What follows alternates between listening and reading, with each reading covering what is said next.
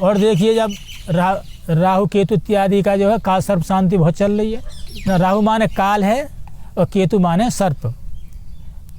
ये है ये पर्याय, राहु और केतु का पर्यायवाची है काल और सर्प। तो उसमें या तो दान कर दे, जब कर दे, अभिषेक कर दे, तो उसको कोई हानि है ही नहीं। यदि कोई ग्रह की शांति तो हो ही सकती है। वो उसका नाम यद्यपि जो है वो थोड़ा ऐसा भयंकर सा रख दिया है ना लोगों ने, तो भय हो जाता है उन्हें। ये सीधे कहते हैं राहु केतु की शांति करानी तो बहुत अच्छा है, किंतु वो काल सर्प के द्वारा थोड़ा लोगों को हाँ, लोग कहते हैं काल रूपी सर्प के द्वारा का हमारा बेटा काट लिया जाएगा। मैंने ऐसा कुछ नहीं है, ये ग्रह के पर्यायवाची हैं, भय की कोई आवश्यकता नहीं है। तो क्या देखा है, जो चार गुना जब कराएं, कोई भी कराएं, तो उसका जो शनिवार है अथवा बुधवार है, एक ही दिन गृहीत है, शनिवार अथवा बुधवार है। क्योंकि हमने ये देखा है कि कुछ ब्राह्मणों को लेकर के जो है केतु का तो राहु का जब, शनि का भी जब कराना है ना, शनि का जब, तो एक दिन में नहीं हो रहा है तो 5 दिन में करा देंगे। क्यों 4 गुना जब कराना, लाखों जब कराना तो एक दिन में नहीं हो सकता है। तो उसका जो जप है ना, उसके लिए आगे बढ़ा जाएंगे। पर नहीं, आप ये देखिए भगवान शनि का जप करा रहे हैं आप, और वो जप कब आपने किया, सूर्यवार में। शनि का जप कहाँ पहुँच गया, रविवार में पहुँच गया।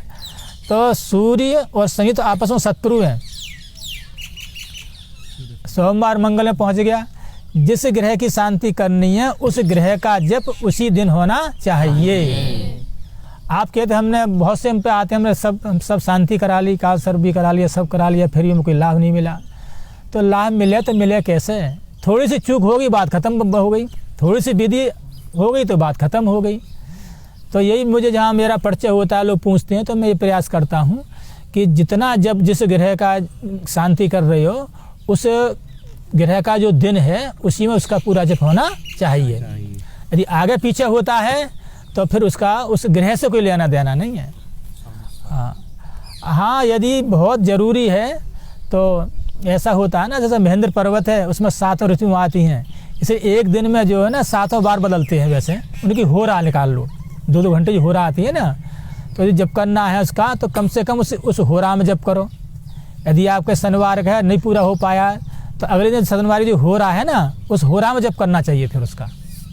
ये बहुत विशेष परिस्थिति में, ये बहुत विशेष परिस्थिति में करना चाहिए। बाकी जप तो उसी दिन होना चाहिए जिस दिन जिस ग्रह की शांति है, और इसके बाद में उससे कोई विशेष लाभ नहीं। और जब विशेष ही बात फंस रही है तो उसकी होरा में जप कर लो। शनिवार और शनिवार की होरा जब आओ उस समय जप कर लीजिए।